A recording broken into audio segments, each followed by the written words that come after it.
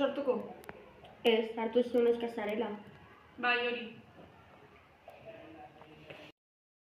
Zaten du, neska izateagatik, bera nahi duena egin behar dudala.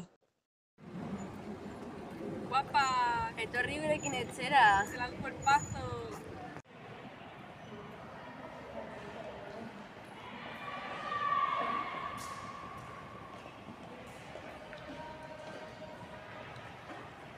Kaletik jarraitzen digutenean, guri beldurra eta ezoetasuna eragiten digute.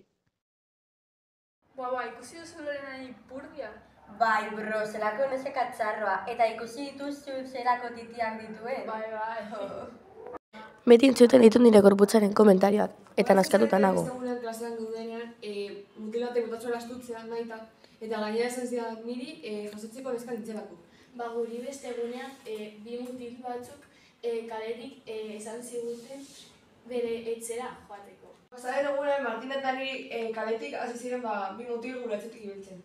Alako zola gertatu zaizu?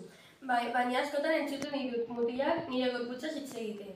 Naskatuta gaude komentario irain bateak entzuteaz. Eta neska izateagatik txarto tratatzeaz. Kaletik eta zero sentitzeaz naskatuta gaude. Eta gure gorputzak sexualizatzeaz ere bai. Hasi da!